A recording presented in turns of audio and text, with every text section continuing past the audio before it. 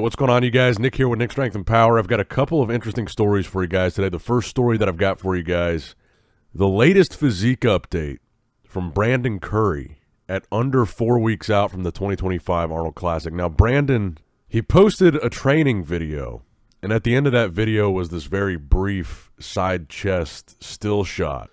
And I think in the context of Arnold Classic predictions, we got to put a little bit more respect on Brandon's name because he is one of the very few guys in this lineup that has won not only an Olympia title, but 2 Arnold Classic Ohio titles. And it wasn't that long ago either. It was the 2019 Olympia, the 2019 Arnold Classic, but he also won the 2022 Arnold Classic. So it wasn't like ancient history that this happened. And even though at this past year's Olympia, Brandon slipped to 9th, I feel like with his name still comes such a pedigree that almost nobody else in this lineup has, being an Arnold champ and a Mr. Olympia champ. So I think looking at this physique update, his chest isn't as full as I would like it to be. He looks like he's in relatively good shape. I still have kind of a downsized feeling when I look at his updates. I actually thought his legs in this update, though, looked really good proportionally to his upper body.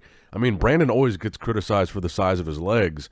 I thought this side profile in this side chest, his legs looked really well-sized, well-proportioned here.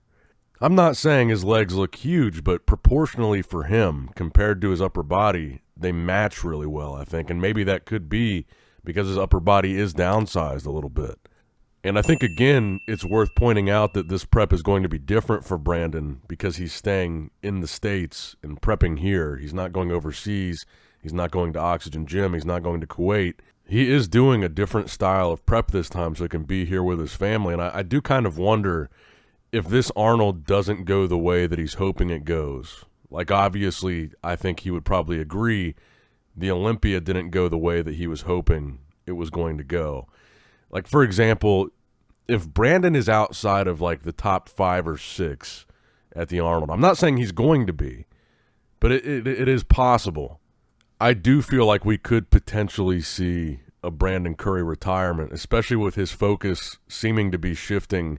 He's always been a family guy, but it seems like he's spending more time with his family now lately, and that seems to be his focus. I think if he's, like, really out of the mix at this Arnold, we could see him retire. And it's not because I think he's too old for bodybuilding. He's actually pretty young. He's only 41. Well, he's 42 now. But it's not that I think he's too old or anything. It's just the recent years of him competing, it's been like a steady trajectory of his placings just kind of slipping. Winning the 2019 Olympia, then he got second. Then he got second again. Then he got fourth. Then he got fourth again. And this year he got 9th. It's been a pretty consistent one direction of where those placings have been going. And like I said, the last Arnold that he did in 2022 was the Arnold that he won. So we haven't seen a bad Arnold placing from Brandon in, 6 years. Actually, looking back, he never really had a bad Arnold placing, but it looks like 7th was his worst Arnold Classic placing. And that was all the way back in 2015, so a decade ago. So I'm curious to see, what happens with Brandon at this Arnold. I mean, this is an interesting, and I think certainly a different look for Brandon, certainly a different approach to this prep. And I am interested to see what happens with his placing. Like I said, I feel like we got to put a little bit more respect on his name because of the pedigree that he comes from. But realistically, I feel like we're not talking about him in the conversation to win this show. Now, next up in the news, we did get a full posing video physique update from James Hollingshead. Now, this was from the Rep 1 YouTube channel. And this was like the most comprehensive physique update I think we've seen of James. And this was under 4 weeks out that we got this update. And I think James looks pretty good in this update from a size standpoint. He's really dense. I also think that James kind of serves as a great example in this update of why bodybuilders shave before they get on stage. Because I think as you watch this update, James is actually in pretty good shape. But I think because he has so much body hair in this physique update, I feel like it plays a little bit of mind games with you when you're watching him pose. I think that body hair because he's got so much of it, it like takes away from the definition that he has underneath it. But I think this is a great example of why bodybuilders shave for a competition, because when you look at this, it really does throw you off looking at his physique with that much hair on it. Because the first time I watched this video, that was kind of my first reaction was, is James in shape here? And then I was like, no, it's just the fact that he's covered in hair. And I saw a comment on one of the reposts of this video that I really liked and I really agreed with. And that comment was how great James's side tricep is. I saw that comment and I had to go back and rewatch this video and pause it on the side tricep.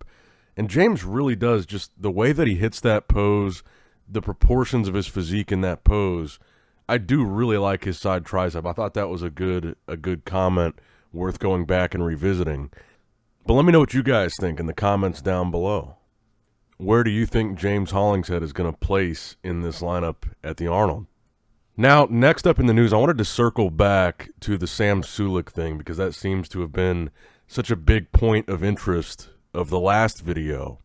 So Sam still hasn't formally announced whether or not he's going to try to do the Arnold Classic Amateur, what show he is prepping for, etc. But I did speak to the Arnold Classic promoters, and honestly, I think the real answer from them at the end of the day is they just don't know what Sam's intention is, whether he's going to do it or not. But they did say that if he wants to do the Arnold Amateur, he's going to have to follow the same rules that everybody else does, and he would have to qualify. It wouldn't be a special invitation situation because he's Sam Sulek. And we even talked a little bit about the Andrew Jack situation. Remember how I mentioned Andrew Jack? He won the Arnold Classic Amateur, and that's where he turned pro. But he never did an NPC show prior to that.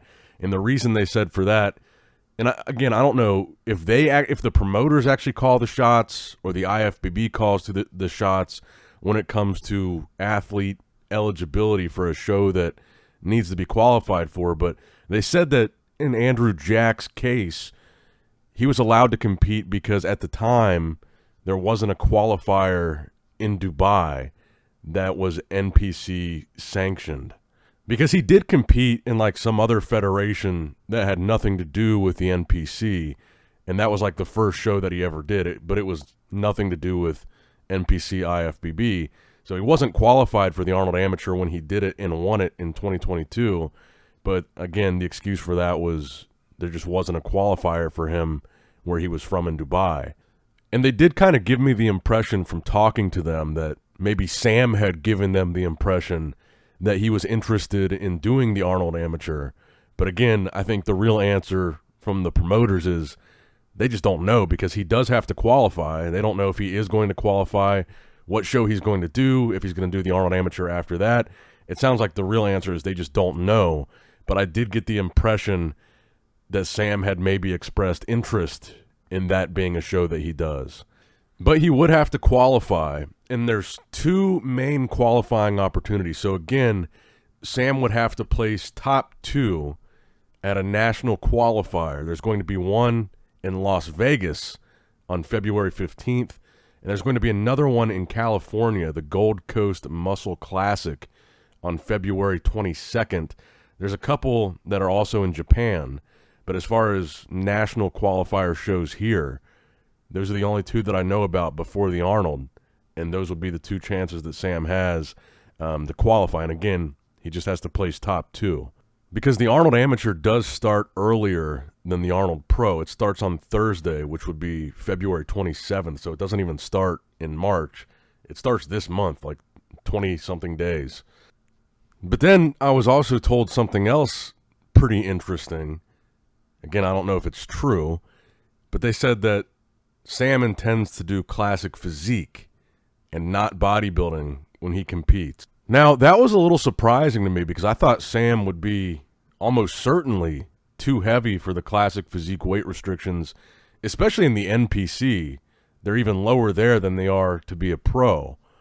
The weight is lower per height. And as far as I know, Sam is definitely under 6 foot, right? He's like 5'11". 5'10", 5'11". So even if we were being generous, let's say he's 6 foot, up to and including 6 foot tall, they can weigh, so they can weigh 6 foot tall, 98.4 kilos, which would only be 217 pounds. And that's if Sam was 6 foot tall. If he was 5'11", he would only be able to weigh 94.8 kilos, which would be 209 pounds. And if he was 5'10", he'd only be able to weigh up to 202 pounds, 91.6 kilos. So that kind of surprises me because Sam, correct me if I'm wrong here, but most of the Sam videos and Sam content that I had seen, he's usually weighing like in the 240s, and he's in pretty lean condition. So I guess if he was 6 foot up to and including 6 foot, that makes a little bit more sense. I could see 217, I think, seems realistic if he walks around at 240. But I don't know, man. If he's 5'10", and he's only allowed to weigh 202 pounds, that seems like a stretch to have to lose 40 pounds plus from like his average walking around weight where he's already pretty lean. But I guess we'll see. And that's just the rumor that I heard, is that he was doing classic physique and not bodybuilding. And I also think that, honestly, if we're talking about classic physique when it comes to Sam Sulek, it makes the conversation of maybe Sam pursuing a pro card seem a lot more realistic than Sam pursuing a pro card in open bodybuilding. If he's able to make weight for classic physique and that works for him, to me that seems like a much more viable, much more realistic place for him to be, competing in classic, trying to get a pro card that way if that's his goal. And I know people are probably already going to say in the comments, why are we even talking about this guy? He's never even competed. He's an amateur. You're putting the cart before the horse here. And the answer is we're talking about him because it's fun. When somebody with a massive following like that decides to start competing instead of stop, it's always entertaining. Because a lot of times what you'll see is when people start to blow up on social media and they start out as a competitor, they end up not needing to continue to compete the bigger that they get. And Sam is kind of the opposite of that. He's like the biggest fitness influencer there is, and he's just now deciding to try competing. I think it's cool. And I think it takes balls too, because you guys got to think, the kid has such a big following, and he's got so many eyes on everything that he does. No matter how he looks at this competition, he's going to get shit on regardless by thousands of people. Even if he looks amazing for an amateur debut, he's still going to get shit on. If he wins the qualifier, there's still going to be people that shit on him. If he somehow makes it to the Arnold Amateur, maybe wins the Arnold Amateur, he's going to get shit on. Because his audience is just that big at this point. So I think it's commendable what he's doing. I think it's exciting, and I think now that he's actually doing NPC shows, he's something that we can start to talk about here. And I just kind of want to be one less voice that just shits on everything Sam Sulek does, and just, at least in this instance, say, I think it's cool what he's doing, and I'm here for it. I think it'll be fun to see him compete. I think it'll be fun to talk about. And we also got an update a couple days ago from William Bonac, and this would have been probably at exactly, maybe a little bit under 4 weeks out, because now we're like 3.5. But a front double bicep from Bonac, kind of reminding everybody, even though he's one of the oldest, possibly the oldest guy in this lineup now that I think about it. Or maybe him and Brandon are tied. He's 42, and yeah, so is Brandon.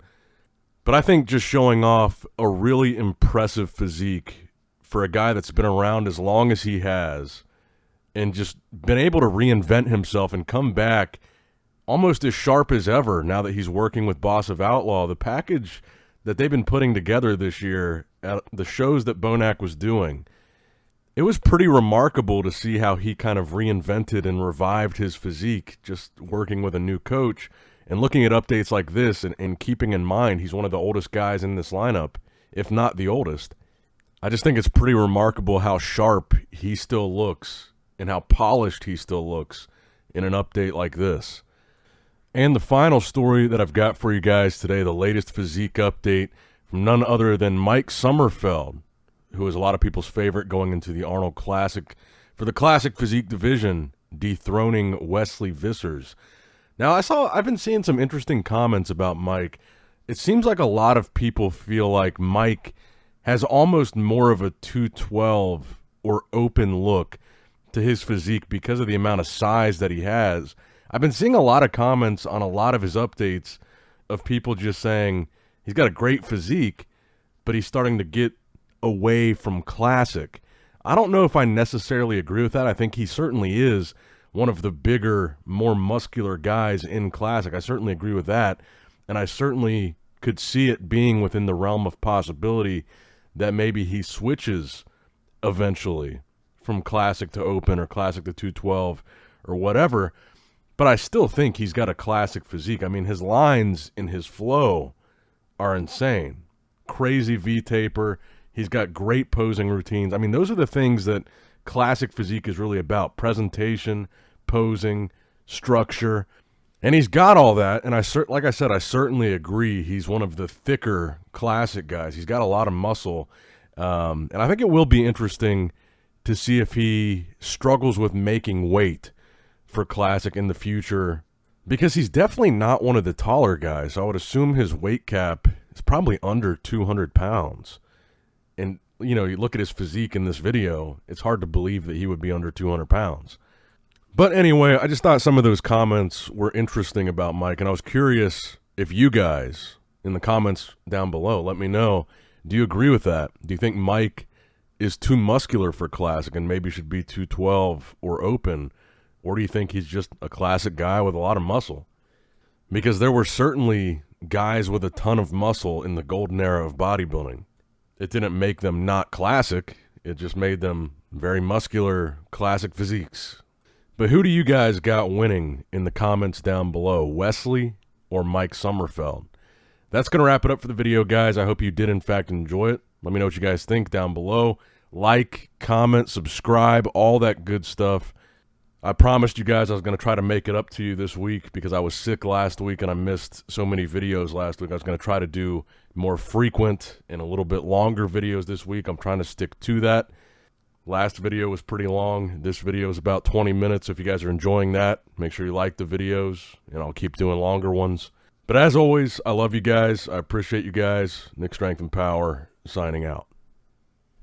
All right, guys, don't forget to click that like button and subscribe to this channel if you enjoy the content. Also, check out my Instagram at Nick Strength Power, my Facebook page, which is simply Nick Strength and Power, my secondary YouTube channel, Nick Strength and Vlogs, for vlogs and bonus content that you will not see on this channel. And consider subscribing to my third YouTube channel, Nick Strength and Pokemon, which is all things Pokemon and trading card games, completely unrelated to this channel. So if you're into that, give that one a look. And all links to merchandise and social media will be in the description box below. If you guys want a Nick Strength and Power t-shirt, that will be in the Shopify link below. Have a great day.